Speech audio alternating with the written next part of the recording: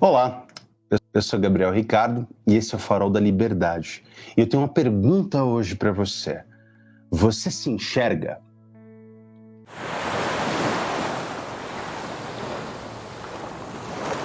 Amigos, amados, queridos irmãos, eu sou Gabriel Ricardo e eu sou do Farol da Liberdade. A ideia aqui, nessas novas programações do nosso canal, é justamente fazer uma ponte com a nossa cosmovisão, com o nosso pensamento cristão. Portanto, a gente inicia hoje, pela manhã, as nossas devocionais.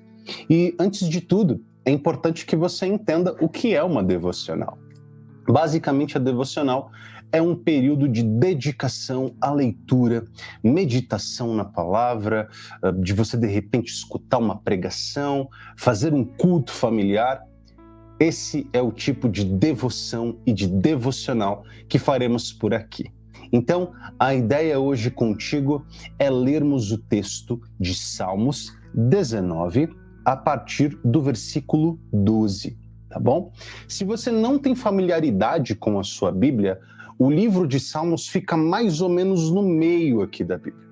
Então, quando você abre no meio, deve cair aí em Provérbios, Eclesiastes ou Salmos, vai depender do número de observações, de notas de rodapé que a sua Bíblia tem.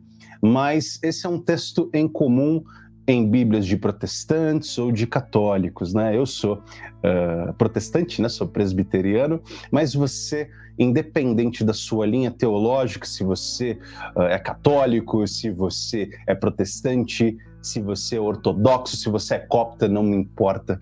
Eu gosto de ter você por aqui comigo nesse momento. Então, Salmo 19, a partir do versículo 12, tá bom?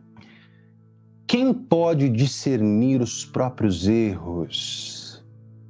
Absolve-me dos que desconheço. Também guarda o teu servo dos pecados intencionais, que eles não me dominem. Então serei íntegro e inocente de grande transgressão. Que as palavras da minha boca e a meditação do meu coração sejam agradáveis a ti, Senhor, minha rocha e meu resgatador. Amém. Essa versão é de uma Bíblia protestante, NVI, que eu tenho aqui comigo. E a ideia desse texto é ter uma devocional de confrontação. Compreender que, aqui como o salmista pede, quem pode discernir os próprios erros? E muitas vezes a gente tem que pensar nesse sentido. Quando nós erramos, nós tentamos justificar estes próprios erros através de ferramentas retóricas. Eu fiz isso por causa que fulano fez tal coisa, ou eu agi de tal maneira porque as circunstâncias me levaram a esse caminho. Mas essa é uma reflexão que o salmista não está fazendo por aqui.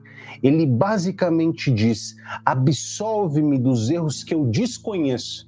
Então, é o teu hábito incrustado, aquilo que está na tua alma, aquilo que está no teu software, na tua cabeça, os hábitos familiares, de repente, comportamentos que você aprendeu de maneira inata com seus pais, com seus avós, com seus tios, e simplesmente age assim sem saber que está pecando, sem saber que está errando, seja com o outro, seja contra o próprio Deus.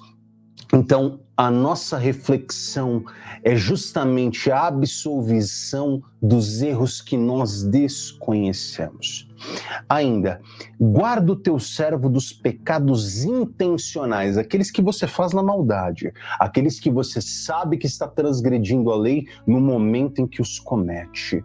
E também guarda o teu servo dos pecados intencionais, que eles não me dominem. Então serei íntegro, inocente de grande transgressão, que os nossos pecados não nos dominem. Muitas vezes a gente vê dentro das teologias modernas, quando a gente fala sobre teologia coach, né, que hoje é chamado, ou dentro do neopentecostalismo, as pessoas se utilizando de Deus como uma ferramenta de pedidos calcados no próprio ego. Então, basicamente, eu vou à igreja e tenho em Deus Deus, alguém como objeto e de qual virá a minha satisfação pessoal. Então, se eu quero ter um carrão, se eu quero ter um celular bacana, se eu quero ter uma casa boa para eu me gabar na frente dos outros, da minha família, é esse tipo de coisa que as pessoas pedem. Não é a oração de Davi aqui, que pede justamente que Deus absolva ele até de erros que ele desconhece em sua conduta. E que ainda no versículo 14, que as palavras da minha boca e a meditação do meu coração sejam agradáveis a ti. Ou seja, tudo que você fala, tudo que você pensa diante da presença do Senhor seja agradável, não pensamentos vãos, não pensamentos destrutivos, porque como é dito no Sermão do Monte, de Mateus 5 adiante, Jesus fala e nos exorta acerca do nosso coração, do nosso pensamento, que se o seu entendimento, a luz dos seus olhos que ilumina o mundo e percebe, preenche o teu imaginário e preenche a tua consciência interna for mal, então você será repleto de trevas. Se você olha para uma mulher com um intento sexual ou um intento sensual, você já pecou dentro de si, você já adulterou, independente do ato ou não. Assim como qualquer palavra vã, como uma palavra de ira, de destruição. Você não precisa matar uma pessoa para matá-la na prática. A mera intenção do seu coração já é a realização desse homicídio e dessa destruição. Portanto, o salmista, de maneira confessional, diz que palavras da minha boca e a meditação do meu coração sejam agradáveis a ti, com o Senhor que é minha rocha e o meu resgatador. Não só meu resgatador dos meus inimigos, das circunstâncias, dos maus tempos, mas um resgatador de você mesmo. Um resgatador dos seus maus pensamentos, dos seus maus hábitos. Somente a aproximação com o próprio Deus poderá te fazer um ser humano à imagem e semelhança do próprio Cristo. Então, essa é a reflexão do dia, texto do Salmo 19, de 12 a 14. E deixa eu fazer uma oração aqui com você, para que você viva o seu dia, para que você vá para o seu trabalho e toque aí a tua vida depois dessa manhã e desse momento de reflexão. Senhor, eu te agradeço, Pai, por mais esse dia de vida. Eu te agradeço, Pai, pela oportunidade, Senhor, de falar publicamente a estes irmãos do outro lado, Pai.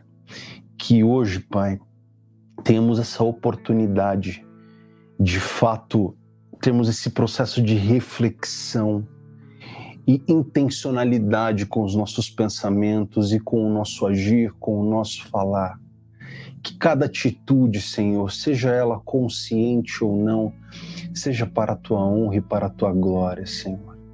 Em nome de Jesus e capacitados pelo teu Santo Espírito, eu te agradeço, Pai. Amém. Amém. Tenha um excelente dia adiante de você e eu espero você aqui amanhã. Até lá.